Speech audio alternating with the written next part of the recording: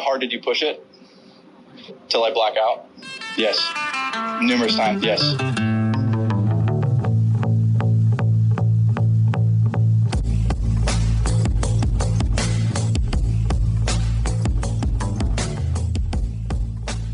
What's happening, Municipals? This is Ashton, and God, like just a couple guests who just will not get off your screen, off your airwaves. But one guest who is a new face here, Mr. Tudor Bertia. See, I almost messed it up again.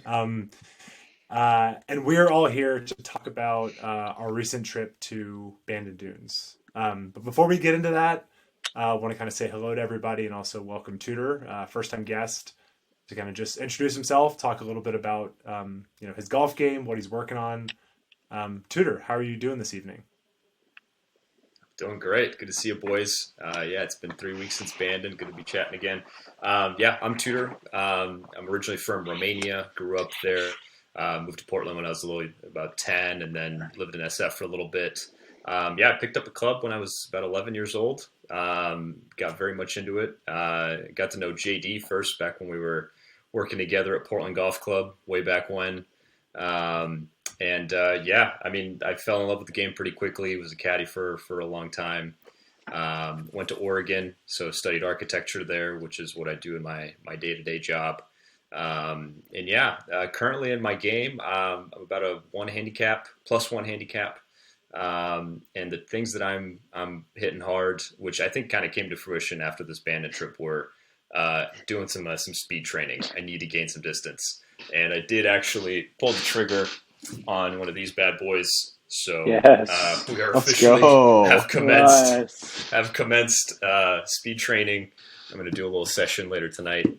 I would say that, and then putting, and then applying all of it in a little tournament setting a little more. Trying to get out and play a little more in tournaments. It's been a little tough with currently in a part-time grad program for real estate development. So I'm trying to kind of figure it all out, but trying to make sure the game doesn't go by the wayside. So that's me. Love it. And also just a classic example of the world being way smaller than you think, because how do I describe this?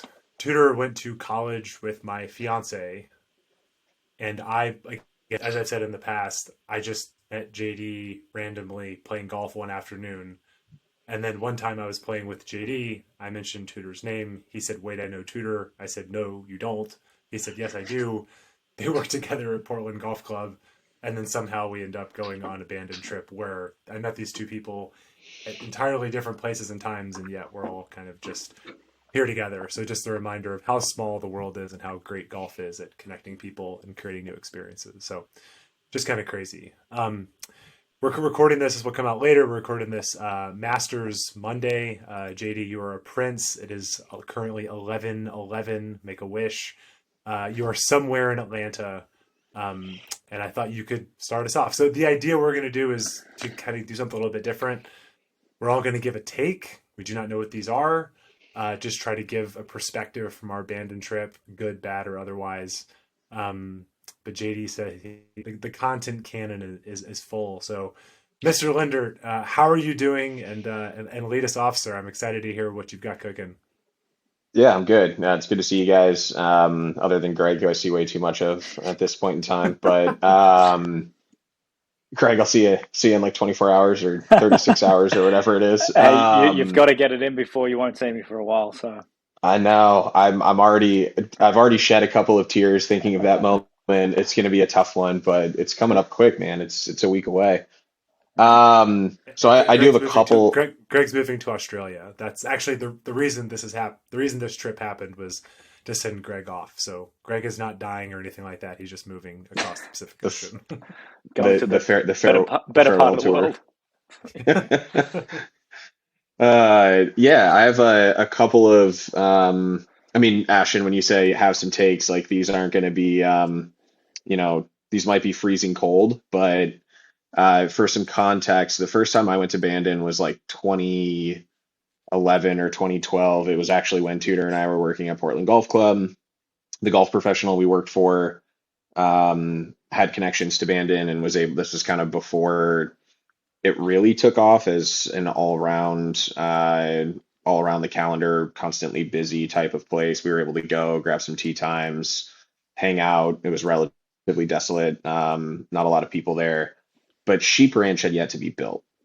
So it had been talked about by that point in terms of land being acquired or owned and could be potentially the best land on property to build a golf course. So there was all this hype around what Sheep Ranch was going to be. And I'm gonna say it in like as blunt of words as I can. I think Sheep Ranch missed the mark, and I think it's a little bit of a waste of really good land.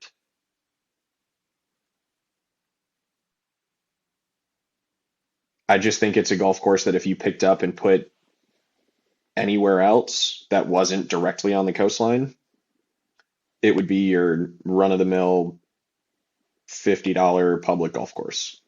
And there just wasn't, I think at times there's too much going on for a golf course that's just supposed to be a kind of fun walk in the park. And then there's other times where it's like, holy shit, this really is just kind of a walk in the park. Like, I don't really need to be hitting a golf ball out here right now. It doesn't really do anything for me. Um, so I would say that's where I would kick us off is Sheep Ranch is just kind of, it could have been done better. Have you had any thoughts into, well, like if I give you, if you're a designer, you know, Core Crenshaw said, JD, this is your project. Like, what would you have done differently? Like more land movement, more undulation? Because Core Crenshaw, it's all about being found. Would you have gone the more like, let's manufacture some stuff? Like, how would you have evolved that space, I guess? No, I just don't think that. I think if you're gonna make a golf course that's designed to be fun, quirky, interesting, whatever, it would be a little bit more kind of funneled in versus everything kind of falling off around the greens. I don't mind the backs of the greens falling off. The infinity look of some of those greens falling into the ocean's great, but it feels like everything kind of falls away at times. I think it's got two of the hardest driving holes on property. Um, and I just think that it either needs to be fun and have it be more concave in nature as opposed to convex in nature. Um, I do think, and Greg will love this take, I do think there could be a couple of bunkers on the property. They already, it looked like they took some out, which I don't know if that happened or if those were just grass bunkers initially to kind of help add some framing. Um, like, don't get me wrong, there's some fun, quirky holes out there. Like the third hole to me is quirky but fun, especially with that little hidden pin that we play, like it's a little wedge in your hand, whatever. Um, but it just wasn't, I don't know, maybe I just prefer a sterner test, or to me it wasn't an overly enjoyable round of golf. I could go back and not play it and not feel like I'm missing much. Yeah. Well, and I guess for context, uh, this is actually really important. We've talked about this in the past. Jeep was like 33 degrees and snowing when we played last year. We didn't finish. The weather was awesome. Like our whole weather was like we basically all wore shorts the whole time essentially.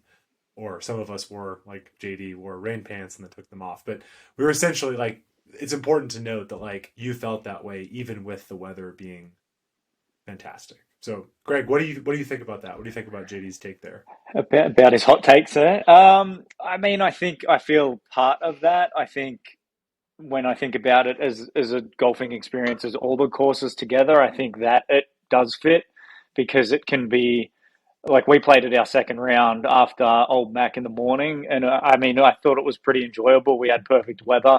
Yeah, the golf course isn't as challenging as the other ones in a certain manner, but it provides a different experience. And I think if you have five courses that offer the same experience, it doesn't give any diversity to the actual experience of when we went down and we were playing every course. So I think breaking it up that way, or maybe it's the morning round and you just kind of treat it as a warm up and a little bit of fun before playing, Bandon Trails or something in the afternoon. But yeah, I mean, there's definitely I don't know. It definitely doesn't, to me, have as much character because it's just there's multiple holes that feel the same, and just the green complexes kind of pop up, kind of like what JD's saying there. But I still, I mean, it probably if I could take a course off of my list to not play, and I was only restricted to a certain amount, then yeah, sheep might fall off for that. But I still like if I'm going down next weekend, I would still probably try to play it and enjoy it. And yeah, maybe the more you play it, the more you see the character of it. But that's probably my follow up. So if Greg, so Ashton, we just got back from Gamble Sands as well. We just have continued the farewell tour for Greg. Um, so obviously this is tough, right? They're different climates, they're different environments, they're different golf complexes altogether, right? I mean, Gamble's in the high desert, you've got the sagebrush and kind of different views. But if you were to take some of the aspects from a course design standpoint from Gamble, which has some really hard holes on it, but overwhelmingly is just kind of a fun, wide open, hit it, find it, hit it again. You'll have some better angles in if you play some better tee shots into different locations, but generally you can kind of get a little squirrely off the tee, and it's more of a kind of fun filtering second shot golf course. I just feel like if they were able to incorporate something that was like we played Gamble in two different conditions, very sunny, very warm, very calm, and then like we did at Pack where it was just fucking howling the entire time. The golf course was fun both times, and I think a lot of that has to do with kind of the rolling nature of the land, how balls kind of funnel in towards things as opposed to out and away. It's obviously significantly longer than sheep and has some other protections, but I just feel like with that land, they could have made something that was really fun.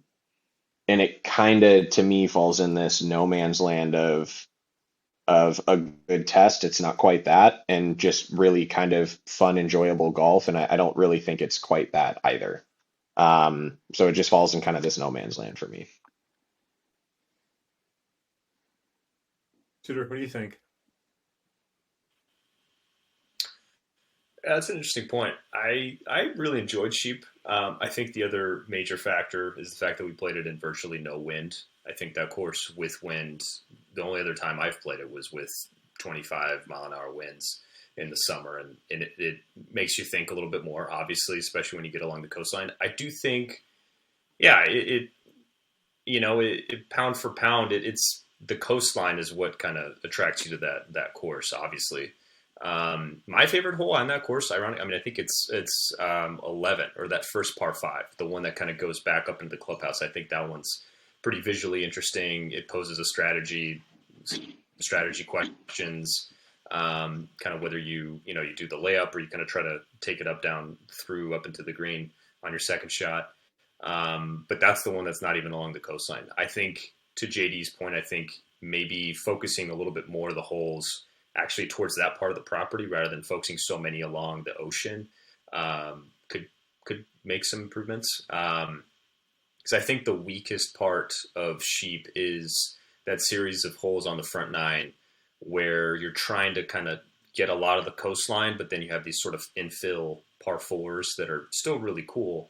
But I think comparatively to some of the other holes, they are maybe not quite as strong. But I don't know how I feel about it overall. So in some rankings, I could place it as my second favorite course. And on some rankings, it is, it's not as tough of a test of golf as some of the other courses and doesn't make you think quite as much. So I'm kind of split on it. I really don't know how I feel about it. It's gorgeous though. When you're out there on a sunny day and you see all that coastline and some of the views, you can't, it's unreplaceable. Yeah, I think, well, it's interesting hearing y'all's perspective. I have a few thoughts. I'm going to, I'm having quite the year. I'm going to Sand Valley this summer. And the course, I don't think it's going to be the best course that we're going to play because we're actually getting to play the Lido. And I mean, it's going to be a whole experience. But the course that I'm most excited to play is Mammoth Dunes. And JD, the reason why is I've heard Mammoth Dunes is, to your point, it's like, basically it's just like the ball is kind of like rolling to the hole a lot, right? It's a place where like you could just have a day where you shoot like 66 because like it's coming all over the place. It's kind of going to the hole. It's going past the hole. But the whole idea is around the green complex is if you get it into the right spot, the ball is kind of funneling towards, and again, the other courses are supposed to be much more difficult, but Mammoth Dunes, essentially, from what I've heard, the ball is essentially kind of funneling to the hole a lot. And I think for Sheep Ranch, if you kind of had that where it's like, hey, if you get it in the right spot, the ball's sort of going to the hole instead of some of those times where, Greg and I are hitting like, front face open flop, like, I don't know, to your point, it's rolling away instead of rolling up. They maybe could have leaned a little more into the Mammoth Dunes at all. Granted, Mammoth Dunes is in the dunes where I don't think Sheep Ranch is, it's a different land. So maybe what it is, and I can't believe I'm saying this as a core Crenshaw devotee, maybe they had the wrong people design it, right? Maybe that's maybe that's not a course that's supposed to be found. Maybe it's like, hey, you get the coastline, but like, do whatever you want, right? Like, I don't know, like the hillocks on 7 at Augusta aren't real. Those are all built. Those are manufactured. Those are not real landforms. They created those. Maybe we could do that at a place like Sheep in a way that they clearly did not. So that's the first place that my brain goes. But yeah, I hear what you're saying, because overall there's some undulation, but like it's pretty flat, except for like 11 Tudor. Yeah, 11's by far the best hole out there. 1 is kind of down the ski slope, but for the most part, it's pretty flat, relatively speaking, right? Yeah, I mean, it feels like that those are really good kind of words to put around it, right? The whole you don't really have to think like I have a hard time locking in on that golf course just in general. Like you don't really have to think unless you play it enough times, even if you do think you don't really know where to hit it off of a lot of the tee boxes, right? Like 8, the dogleg right par 4 that kind of has that funky green that has the false front and then the big ridge and then it funnels down towards the hole and then another tier. Like I think we all sat on that tee box and we're like, I think you hit it here-ish, give or take. But then it's so wide, like, I think a couple of us hit it left. I hit it way further right than I wanted and was right in the middle of the fairway. Like it's funky. So I think if it was something where you could present the challenge a little bit more in front of you and make you think just a little bit more, and then have that be kind of the harder portion, and then take the greens and some of the surrounding complexes. And if you could play shots on the ground that rolled in, that funneled in, to me, that would be more of a fun use of coastline than Ashton, as you said, trying to play everything with elevation, and it's hard to do off that turf as it is. It just misses for me. Yeah.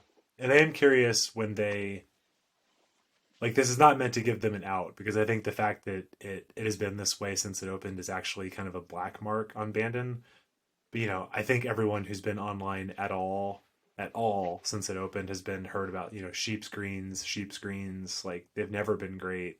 They were terrible the week before. We even debated not playing it. It was okay for us. It wasn't great, but apparently they're adjusting the grass from one type to another. So it's one of those things that, like, I don't know, like when we go back like 4 years from now, like maybe the greens are the quality of like abandoned trails, right? We feel totally different because maybe that brings something out. But as it is right now, to your point, JD, with especially with some of the greens where it's like, where is the grass?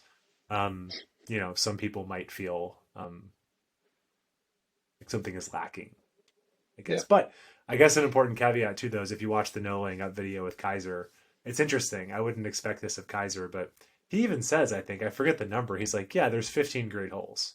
It's interesting to hear him acknowledge that not all 18 holes are great. But I think the origin story was, him and his business partner are getting old and they're like, we want to see it done. And I think they were okay with 15 or 16 holes, great holes as opposed to 18. But I think to your point, maybe it's like Mr. Kaiser, the number is actually probably like 13, right? Or 12 or 7, whatever you say. It's a flaw. Well, the original Sheep Ranch, right, had 13 greens or something that they built out. I think right. Something around that. So it's like, wouldn't it be cool if it was a 13 hole, like with, some decent sized par 4s and par 5s and longer par 3s. And I mean, that would be interesting.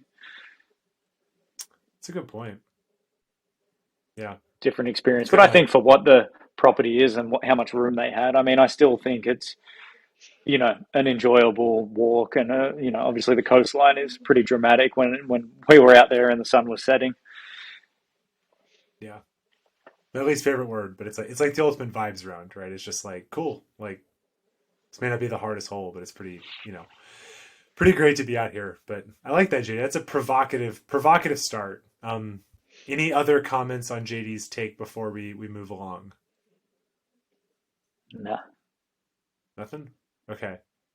Greg, let's ship it over to you. Hit us. What you got? With the Bandon as a whole, or you want me to specifically target a course? Totally up to you, my guy. Old Mac. Old Mac is so much fun. I don't think you could have a bad round out there, no matter what. I think it's probably my third or fourth time playing that, and going down there, I remember for the first one or two times, people would never rank Old Mac high in their regard. It would always be Pacific or Bandon Dunes or Trails, and you think Old Mac's probably just not even worth looking at sometimes. But every time I play it, I mean, it's just, I think you get to play a variety of different golf shots. It plays a little bit more like a true links to me, which I enjoy. You can probably run it a little bit more. Everything's a bit firmer, a bit faster. The course was overall in pretty good condition from memory. I think the greens were pretty decent. And I just think it's so much fun. Maybe there's a hole or two that are a little, so-so, but I love the stretch of holes where you get to play. Oh, I can't remember what the road hole, that green makeup. I love that hole.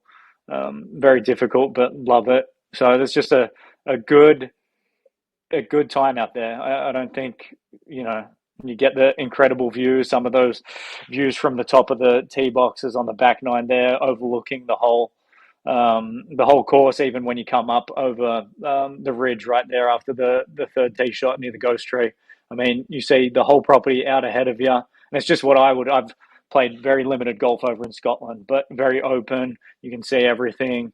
It's just a good time. I love it. It's up there on my rankings, and I'd love to hear what you guys think about it too.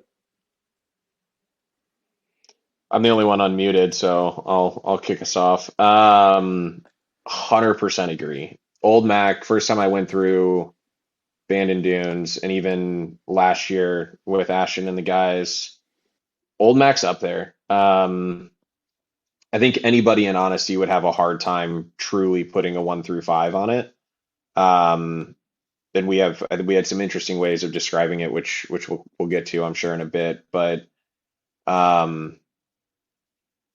as you were talking, I kind of thought about the reason behind it to a certain extent, because Old Mac's it's not an easy golf course, right? I mean, it can absolutely kick you in the teeth, and it likely will kick you in the teeth. But unlike Pack, for example, that will also kick you in the teeth, you feel like when you go out there, if you play well, you could put up a good number, right? Trails to me seems kind of it's right in front of you. You can put up a good number. There's enough kind of trickiness to it that it might jump up and bite you here and there. You're probably just going to kind of hover around the same number most of the time that you play it. You're not going to get into a ton of trouble. You're not going to get into a ton of funky spots. But at Old Mac, I feel like you can get into some really funky spots and make some really big numbers extraordinarily quickly. But you can also make a boatload of birdies out there. There's gettable par fives. There's short par fours. The ball rolls a ton. You get the right wind, and a lot of things become in play for some sort of eagle putt. And on that same hole, you could have a putt for double.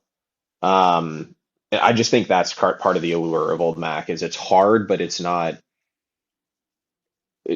overly hard. It gives you some breaks, right? I mean, you walk right into the golf course, you get a drivable par 4 and a short iron par 3, another damn near drivable par 4, and then it absolutely kicks you in the stomach with the ridgeback hole.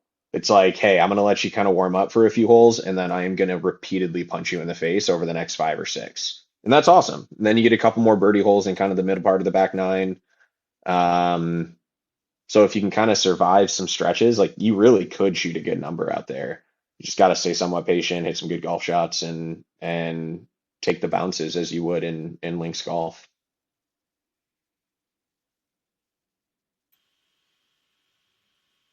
Yeah, I would agree with that. That was actually going to be kind of my take, was that it's like the best course pound for pound on the property. It's To me, it is, as somebody who kind of grew up playing a lot, the Northwest, kind of more in the trees, forested golf. And we talked about this on our trip in terms of my game and what I can kind of improve on. But for me, just, straight down the pipe, trees on either side, having to think through the ball up in the air. That's kind of where I've been living in my headspace. But Old Mac is so enjoyable for me because it forces you to actually think creatively on every shot and not have to necessarily think about every shot up in the air, and using the slopes and keeping the ball low. Whereas like Pacific is something where it's kind of like a sensory overload. I mean, technically it should also be teaching you kind of do that, but some of the traps and everything you're seeing out in front of you, it's like I just said, it's sensory overload, and you have to get the ball up in the air. Old Mac, I think, is just it's up front in front of you, and it's honest. That's the part that I really enjoy. It also is the one course for me that I feel like has such a distinct feel. All the other courses, and I know that's kind of abstract, but I feel like a lot of the other courses, you're at Pacific, you're at Bandon, a sunny day, a cold, wintry day, rainy day, it feels like you're just kind of at the coast, at the beach. But at Old Mac, you're kind of arm's length away from the coast. You kind of see it, you get a peek of it. I think the third hole with the ghost tree, when you haven't seen what's on the other side, you've had kind of two good intro holes that are a fair test, but they're not overly hard, but can also be hard if you miss it in the wrong spots. You get to that third hole, and then you get to the top of the hill, and it's like, boom, there's kind of the shot of the whole coast, and you kind of see for context the whole property. But it has a very different feel when you're out there on a rainy day, whether you're out there on a sunny day. And I just love that kind of feeling about it. It's probably, of course, the Scottish effect, being out there. I haven't played golf in Scotland yet, but that course, I could play that course every single day if I had to, probably more than the other courses on the property, just because of how much it makes you think. And like you said, JD, it's there are some birdie holes out there, and there are some holes where you kind of would be happy with a par, a stretch of holes that I really enjoyed was 8, kind of that downhill par 3, 9, that sort of drivable par 4 if you got the right wing that you're back, 10, 11 with the road hole, and then 12 that the par 3, the template hole, and those aren't even around the water. So Old Mac, I love that place, and like I said, I could play that every day. Yeah, I very much agree with you guys. I mean, obviously via the flag over my head, trails really kind of like touched something inside me the first time I played it. But on this trip, I think, Old Mac was kind of the shining star. And I think, as y'all have said, I mean, I think that, like, it's just crazy because I really actually, I've thought a lot about this. Really don't actually think there's like a bad hole, because it's like 1 through 8 to me is just awesome. Like, it's just really, like, what an insane start to, like, because it's like, oh, you crest, you get this beautiful view, but then you got this like awesome downhill par 5 with like it's just very so basically to me it's like 1 through 8 is just like, okay, like let's freaking go. It's like the roller coaster, you never go up. It's like suddenly you just like go off and you just drop. It's like immediately fun and interesting. And then it's like that middle test, like you said, Tudor, it's like 9, 10, 11, and 12 is like, but you better be like locked the fuck in, because like I've played the road hole twice, and I think I've made triple and quad both. I've hit it in the fucking bunker both times there. I've been and then I've hit it over the green. It's like, it's just really, really, really hard. But then after you get past that, it kind of goes back to like, okay, like short par 4, a par 5 that seemed long, but I hit driver 5-iron because I caught the speed slot. You got the Alps hole, which is so fun. 17, which I really love, but we kind of discussed. It doesn't totally fit with the rest of the golf course, but I don't know. I really like that hole. And then 18, it's a really good par 5. It's really good, really interesting. And also it's just really cool to be like, we're all standing there waiting for the green to clear, and you can see. I just love when you can have those touch points. It's like why Augusta's so great. When you have those touch points, you can look around and there's a lot of stuff happening around you, right? It's like you're up there. It's like you can see people putting on 2. You see people hitting their tee shots on 3. People climbing the hill on 3. So you're standing there, but you're kind of observing other people on an interesting part of the golf course. And also you have that little bit of like longing where it's like, I kind of wish I was finished putting on 2 right now and kind of going back out, right? And to both of y'all's point, I think the other thing too that's just, this doesn't make it better or worse, but I think it's just cool is it's so expansive. When you are walking over the ghost streets, like first of all, we've discussed this before. The ghost street is just 3 times as big as you think it's going to be. Like it's just way bigger and more grand. You actually get over and you look out and you can see all of Old Mac and then sort of that like, you know, the kind of arbitrary line between that and Pack, and then you got the ocean. It's kind of breathtaking, and you get a lot of those vantage points up on the hill, even though it's like, you know, flat most of the time. You climb those hills and you get those amazing vantage points, and this is what I'm hoping for to some degree to Sheep, but it's also the right grass, right? It's fescue.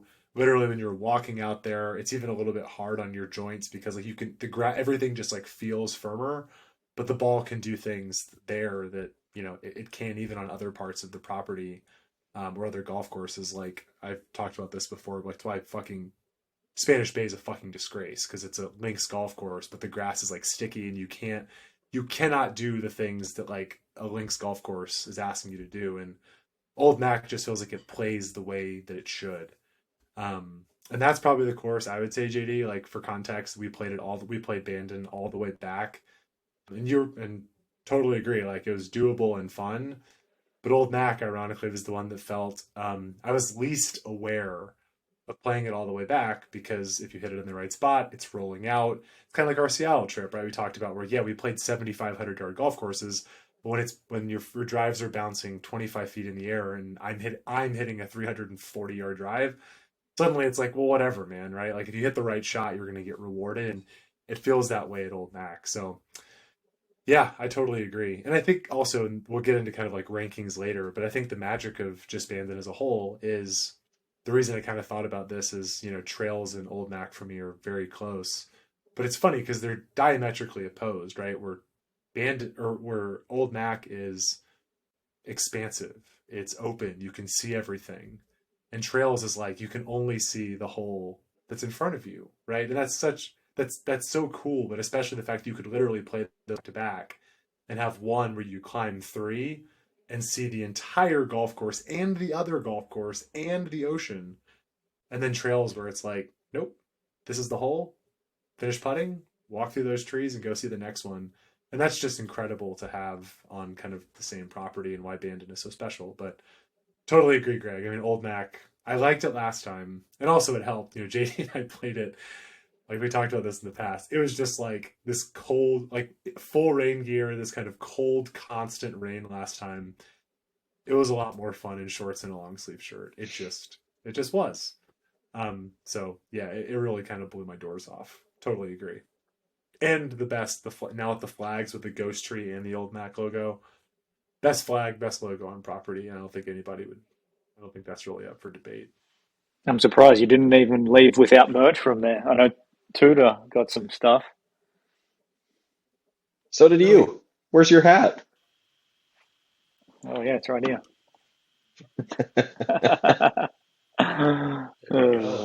So good. So good.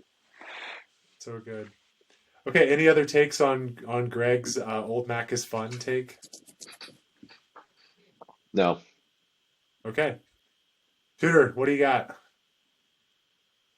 I mean, I'm kind of just going to segue right off of that because my take was going to be kind of that Old Mac is, for lack of a better word, the best course at Bandon. And I guess if I could probably summarize and probably kind of encapsulates my ranking is that the golf gets more interesting. I don't want to say better. It gets more interesting the farther away you get from the coastline at Bandon Dunes. I think there's only so much you can really do with just full-on coastline on a hole. I think Pacific does that really well with a couple holes. Bandon does that with a couple of holes, like 4. Obviously 16, 15, 16, and then the tee box on 17.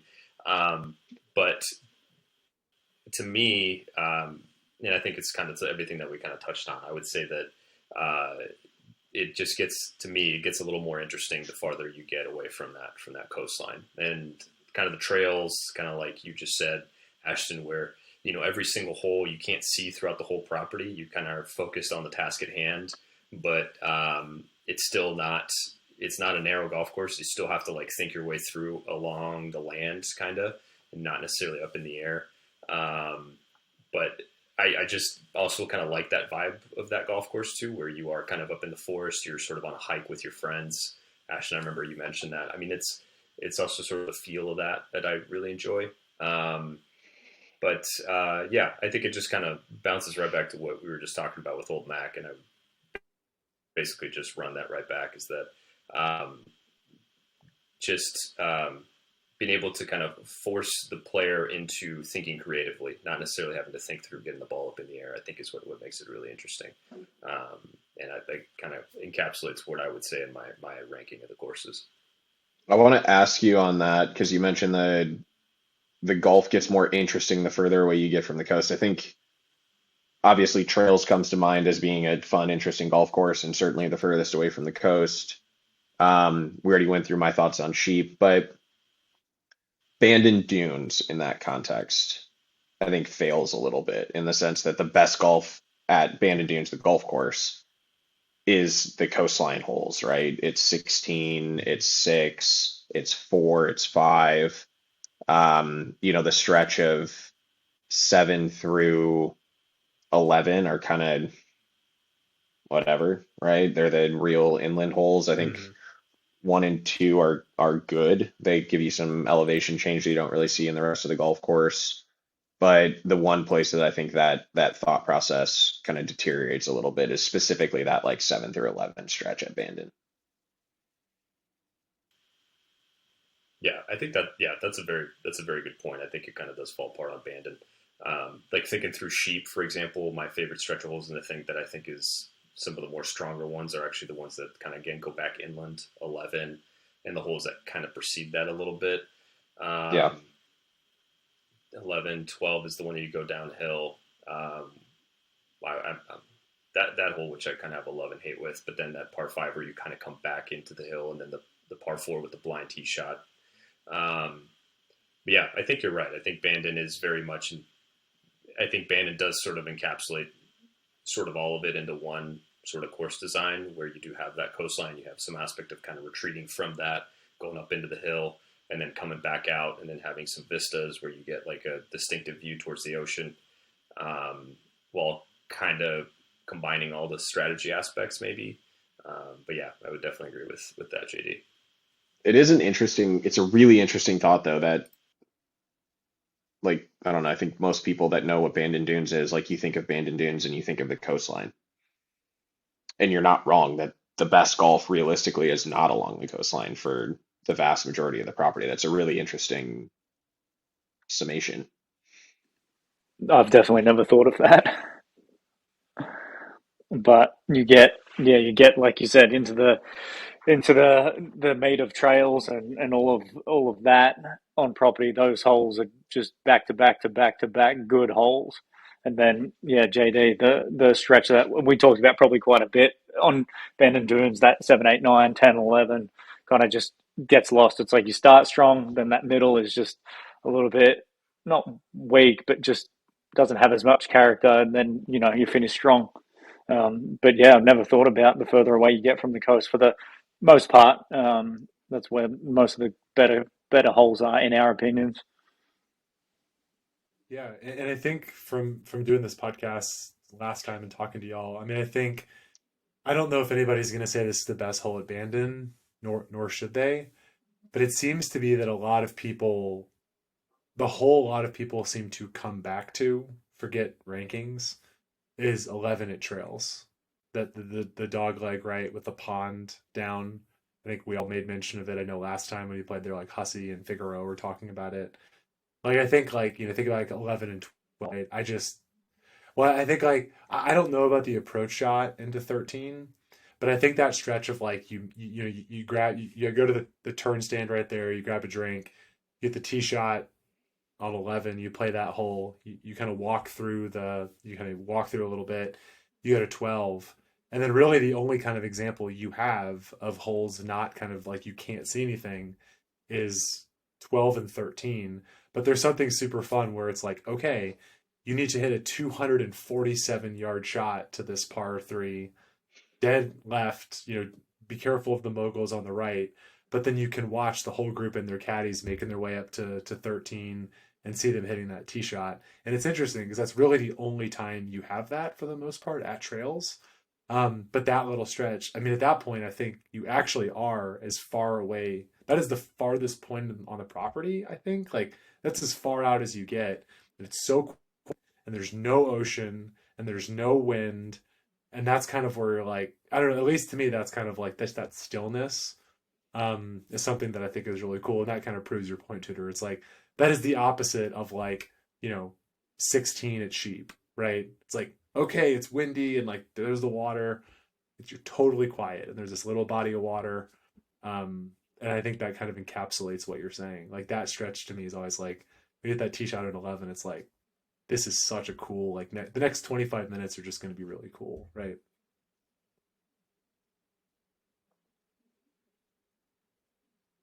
All right, Ashton, let's hear it. Oh God. See, Greg, yours is so benign. I thought I was actually worried we were going to overlap, but I actually need y'all's help with this. Because I don't know the right words exactly to say. But guys, I don't like Pacific Dunes. It's 5 for me. Like clearly number 5.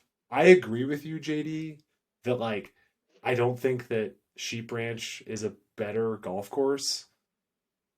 But that's why I try to be very specific with my words. I just don't really like Pacific Dunes. And I don't know if it's too hard. I don't know if it's I'm not good enough. But like there's even stuff I just like when it comes to like the routing and the holes, it's just like a feeling in my gut both times. And we talked about this beforehand. I did not really love it last time. I tried to go in with a clear perspective. It wasn't about how I played. There's just something about Pacific Dunes that it just doesn't really do it for me. And I think Greg, you said, I'm not trying to like, make people come into your DMs, but I think you're like, I'll let you say your quote, but it seems like you kind of agreed with me. I don't know, but I want you guys to push back. I want to workshop this, but like, I just don't like Pacific Dunes. Yeah, I can't remember exactly word for word what I said, but I know we had that conversation when we were leaving it. It was just like, I don't know I what think it you were saying is, we could but skip it, right? Like, if yeah, I didn't play here next time, I'd be okay. I don't feel like I'd be missing that much. Like, yeah, there's some good holes out there, but I don't know. The 5 par threes, maybe it's that, maybe it's yeah. Who knows what? Really, I've only played it like twice, and when we did play it, it was pretty windy on that Sunday. But it's fun in the wind because you get to try to play, quite a few different shots. But yeah, I don't know. I feel that side of it from you, Ashton. I think there's enough holes out there to enjoy, but I'd be fine playing Old Mac every round out there, clearly, or some of the other tracks. But yeah, Pack. That's just I don't know. I can't put my finger on it necessarily. JD, I know you've got I'll a push different back. take. Well, Yeah, here I have one more thing, and then I want to toss it to you, JD. I know the rankings are bullshit. Like I'm very aware of that. I think the other thing that like maybe makes me feel this way is if Pac Dunes was just like on the list somewhere of top 100 and people enjoyed playing it, cool. I think the comparison I made in the past is like for me, even though ironically, we'll talk about the food a little bit. And very much enjoyed the steak at Ghost Tree Grill. Not a big steak guy. I would just prefer fish, right? If you love Pacific Dunes, you might be a steak guy. I'm not really a steak guy. I think my problem is that it is like, according to the rankings, it is objectively the best course on property. It's the number 2 public golf course in the country. I can't get behind that. It's not the best golf course on property, therefore it cannot be the number 2 golf course in the country. So maybe it's me getting fixed on the rankings, but I think that's an important component where if it was 17, it wouldn't bother me. But the fact that it's 2 drives me crazy. But JD, tell me I'm crazy, please. Apparently, I'm a big old steak guy. Just me potatoes Well, we over know here. that you did get the fillet both nights, and you did get whipped potatoes both nights as well. Yeah, I And actually then am asked me, a wait, big meat and did you potatoes want some guy. of this? I really like mashed potatoes, or really potatoes in any form. Um, okay, so pack to me has never been high on my list. And Ashton, I told this to you when we left property last year. I just felt like, and I've only played it 3 times now, so last year was twice, and it was a decade between them. Um, to me, it just felt like it was a puzzle that I hadn't put together yet. That was kind of the line and the feeling that I used for describing last year. I don't think I figured it out yet. I played it much better this time around, and that could have an impact on how I'm viewing the golf course. But I'm most excited when we go back to play Pack. It's not my favorite golf course on property, but it is the one that I'm most excited to play because I feel like it's going to play massively different again, right? The 3 times I've played it, it's played massively different every single time. And it's just not a golf course that you kind of stand up there and you go, I'm going to hit it to this spot. That's my spot. Like every day, that's my spot. I don't really care where I play it from. I don't care what the conditions are. I'm trying to get the ball to that spot, right? I feel like Pack gives you a lot of options, and I'll use the sixth hole is the one with the ginormous bunker, the kind of drivable in normal conditions, not into a 70-mile-an-hour wind, but normally relatively drivable. Like I think if you take that and you just say there's no wind, so I think it's like 290-ish, 300 front edge, something like that. Like long right's an option. Just blitz a driver and try and get it anywhere up the right's an option. Hitting a 2 iron up the right side and opening up the length of the green is an option. Hitting a 4 or 5 iron off to the left and having a full wedge in up over the bunker is an option.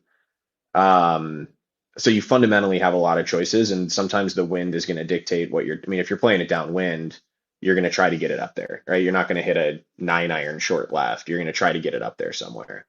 And to me, that's a really intriguing aspect of the way that the course is physically designed. Um, so I feel like I've put some puzzle pieces together. I mean, walking into it, we knew it was going to be a hard day. It was super, super windy. It was a later tee time. So the wind had already had some time to kick up. But like right off the gate, right, I hit like 4 or 5 iron off of the first tee. Greg tried to hit driver, which it's tempting to try to because it looks like there's a boatload of room up there, but it's just one of those holes that like the stats don't really tell you the full story. Like laying up probably is a better option 9 times out of 10, really, no matter where the wind's coming from. So I just think that aspect of variability is really intriguing. I think that it's arguably the only golf course on property that really doesn't have a hole that sticks out as being the worst.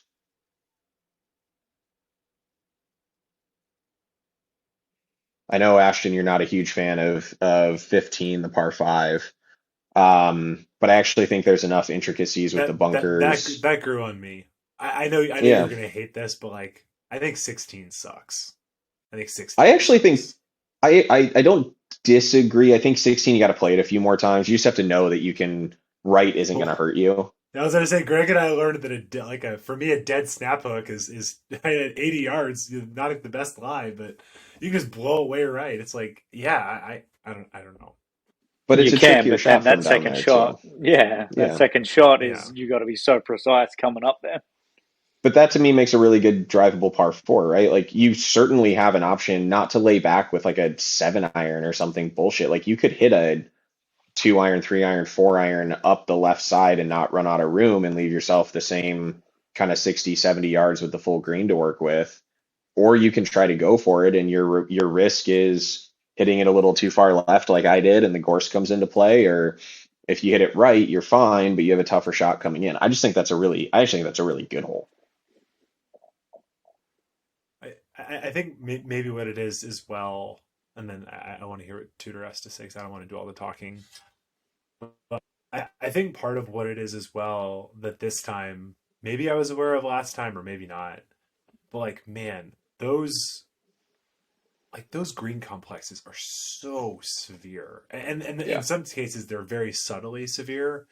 I think what it might be for me is the combination of there's a lot of like hard holes, and then you combine that with a green that is also very hard. Like it's almost like pasatiempo, right? Pasatiempo is like, I don't know, it's very much like a second shot golf course where it's like Pacific Dunes to me is like it's a first shot and a second shot golf course.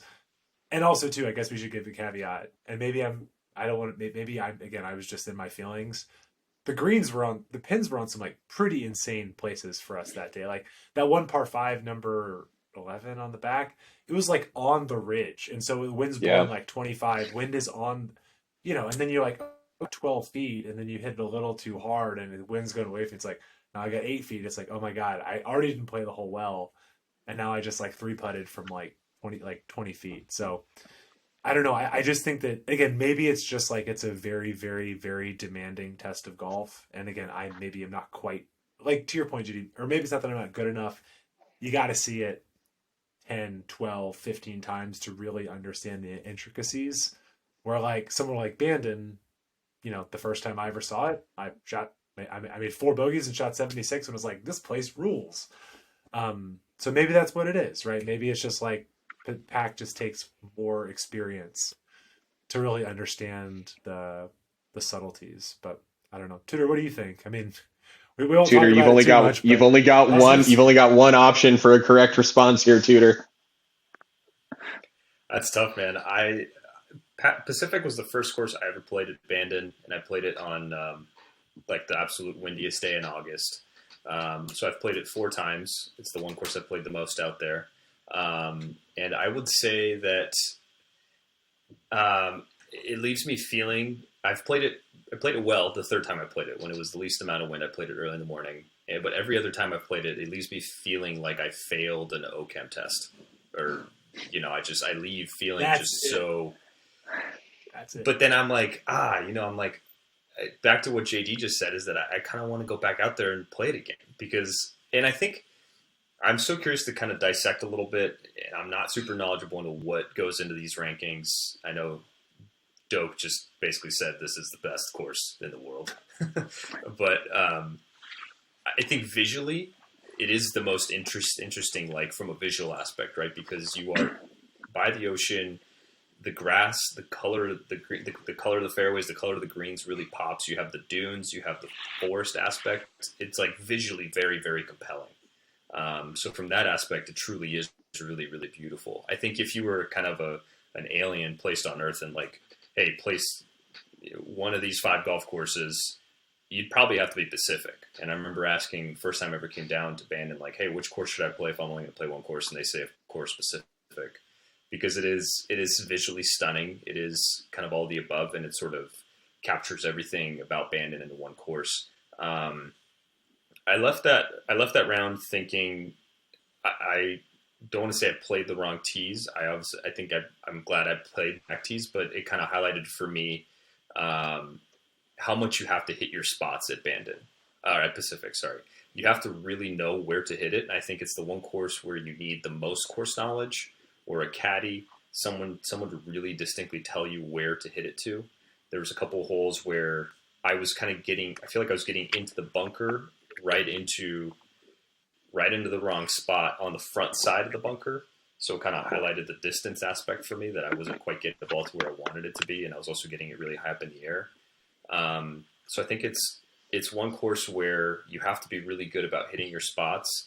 And I think the downside is when you play it on a really, really windy day, of course, that becomes so incredibly hard to do. And then it puts you in a position where it just starts to erode at you mentally. And that's where it turns into like a mental test. And that kind of part becomes addicting, right? As a good player, you want to go out there and you want to be able to hold your own and to not let yourself be beaten down by this thing. But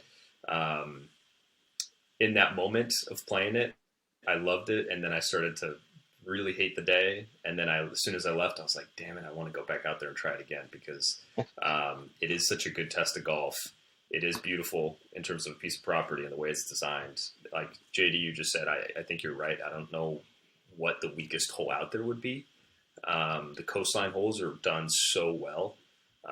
Thinking back to that par 4 where we were getting pretty hot in our match, we were starting to come back a little bit. The par 4 that has the bunkers on the right, you're going back into the teeth of the wind. It's the final leg of the teeth of the wind, and you got that green with the infinity on the over the backside. I think it's 13. Water on the left. It's right before you turn back. Yeah, exactly. 13 is such a great hole. Yeah. Yeah. So, I struggle with it, man. It's I have to say, maybe kind of in the middle of where you guys are all at. It depends on which day you ask me, but it is a good. I mean, here's the beauty of it. The OChem test is exactly what I was trying to say. That is exactly correct. And I feel like OChem, but I know. The beauty of it, though, is like, Ashton, if you go play well on any given golf course, you're going to shoot 74, 75, right? And Greg, if you go play well, you're going to shoot your number. And Tudor, if you go play well, you're going to shoot your number.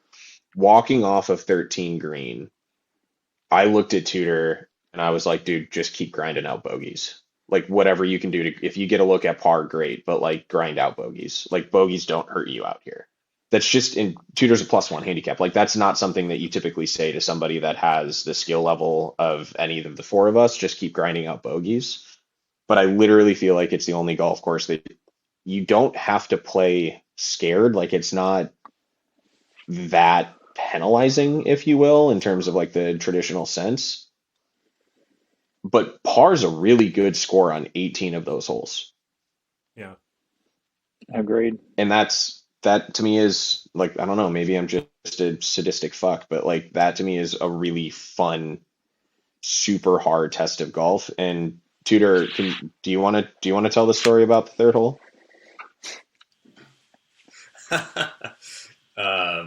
Yeah. Oh boy. Yeah, that's where I lost my marbles. Yeah, that was. I think I hit the bunker on 2. I hit the bunker on 3 off my second shot. It was over there in the. It's one of those shots where you see the green. You're coming into the green on the par 5. It was somewhat reachable, and maybe it's one of those visual puzzles, right? Where you go back and if I was good staying in that moment, I would just sort of take it all in of like, look at all the area that you have out to the right side. Cause I kind of just fell right for it. And in doing so, I got hit by got into those dunes on the left side. And then once you're in the dunes, especially if you're in a pretty deep dune, you have to swallow your pride and just get out. And I tried to kind of bite off a little more than I could chew. And then, I couldn't get out of there. And, yeah, let's just put it this way. I think I let go of a lot of pent up anger in that moment, and then I carried on, and then it was good. Then we were back to go. You know. I mean, I think you and Ashton halved the hole with 9s or something. Yeah. That was one of those pins too. You're lucky you didn't get to the green. That pin was ridiculous. Yeah. Yeah. But that's like honestly one of my biggest memories was like Tudor had been quiet, and then there's just this complete like outburst of energy, and so then like I'm ready to play, and he's kind of like futzing around. Like I kind of need him to like climb out of the bunker covered in sand so I can hit my shot, and then I go up 2 clubs to that pin, and then I hit this like pull club. Then I hit like I think 120 yards, and I hit 8-iron, and I just pull it directly into the gorse, and I just kind of sit there and quietly put my club back in my bag, and I'm like, so where do I drop? Like, where's the E4? And I was like, yeah. And then, but that JD, to your point, it was like, I just made 2 pars, kind of feeling good. And then Doak's like, well, here's a 9 for you, you bitch. Like, haha. And I'm just like, okay. Like, you sadistic, to quote you sadistic fuck. So yeah, I don't know. To be clear, we will always play it, but I feel like this is always going to be a topic of discussion after. So, but it naturally takes us, I know it's past midnight on the East Coast. Pretty simply, the only to explain it, give me your 5 as of right now in order for Bandon. JD, you want to go first? Yeah, I have a really hard time with 1 through 5. I think gun to my head. Splitting one is tough. It's trails and Mac. For kind of 1, 2. I think you could kind of put those in whatever order you want. Three would be Pacific, four is Bandon, five Sheep. But I think the way that I can best describe it, Greg, you already stole the word for Old Mac. It's the most fun golf course on property. I think Trails is the best just golf course that's out there.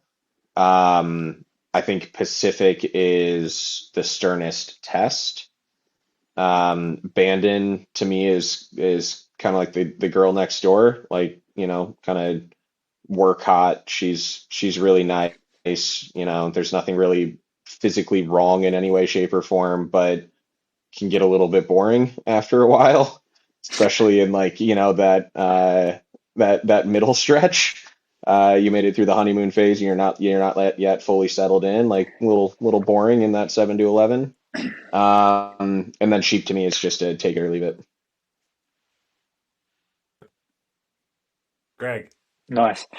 I'll be more decisive than JD. Trails 1, Old Mac 2, Bandon Dunes 3, Pack 4, Sheep 5. All very similar reasons to JD there. Apart from I got Pack a little bit further down. Tudor. Yeah, I actually have the same ranking as both of you. I would say Old Mac number 1, Trails number 2, Pacific number 3, Bandon number 4, Sheep number 5. Old Mac, everything we just highlighted. Trails, as well. We kind of talked about that one. Pacific, Bandon, I would put in the 4th slot just because I feel like there's that kind of the weaker stretch of holes. That would be my 5.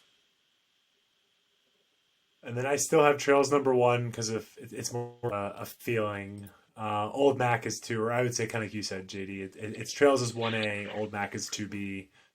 To me, Bandon is still number 3. I agree with you on those holes, but I still think the fact that Bandon Dunes encapsulates parts of all of the other courses and yet was the first course built, it gets bonus points to me for that. I think like if Bandon Dunes had been built last, you'd be like, whoa, he saw everything around the property and kind of encapsulated it. No, it was first, and I think that gets huge bonus points to me. Also, 16 is like one of the best golf holes ever played. Just awesome.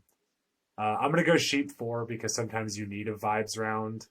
And 5, I'm going to put Pacific just because. But I totally understand where y'all are coming from. Like, I know Pacific is a better golf course. It's just, the feelings I had at Sheep are just different than the feelings I had at Pack. It also helps, I should mention, I think Greg and I best ball shot 65 at Sheep. So I don't know. And I think on my own ball, if we were playing match play, but I kept my score. I think I shot 90 at Pack. So again, that may be part of it as well. Not that score matters, but Ashton, maybe we would have done better at Pack if we had been wearing the appropriate clothing. It was freezing for us. We didn't wear a jacket. Yeah, Ashton, I don't think it got real cold. The beauty of this is there's no right or wrong answer, right? I mean, I think all of us, I don't want to speak for everybody, but I think all of us would say that Trails is the best golf course on property, right? Yeah. That doesn't mean it's our favorite per se, right? There was Old Mac kind of crept up there in some of them. I think Old Mac's the most fun. Again, that doesn't mean it's the best. And I think you can look at it through like a number of different lenses to say, what do you prefer? And Bandon's a great golf course. Clearly, right? It's what launched this whole thing. It's the beauty of these debates or rankings or contests or however you want to put it. So I feel you on the difference there, and it makes total sense. Yeah. And the last thing we'll say, as far as eating, I know we bitched a lot on the last podcast about the food. We were kind of, I think, pretty smart. We exclusively ate lunch at Bandon Trails. That was a smart decision. It was great. And then we basically had our 2 dinners at Ghost Tree Grill, which was not built the last time we were there, and would recommend. I think we all either got the filet or the fish, got a bunch of sides, got some drinks. Certainly not cheap, but that's kind of in the models when you're going on a trip like this. So I would say just like candidly, just stay away from the Pacific Grill and you'll be fine. But the food overall was better. And people know, they're redoing. There was the Puffin Grill, which is kind of a generic, like whatever. They're redoing that in the clubhouse. And then what was the Forge? That was the steakhouse. Obviously, that's now kind of the Ghost Tree Grill. And then what was the Forge is going to become an Italian restaurant. So don't know. But for right now, if you're going soon, we just stick to Trails and the Ghost Tree Grill. And that'd be great. So, gentlemen, thank you. I love you all very much. The trip was very fun. I hope we can do it again soon. Might have to come see Greg in Australia, but I appreciate you guys coming on. And I don't think this will be the last trip the four of us go on. So thank you very much. Thanks, boys. Thanks, fellas. Thanks. Good fun. Peace. Great.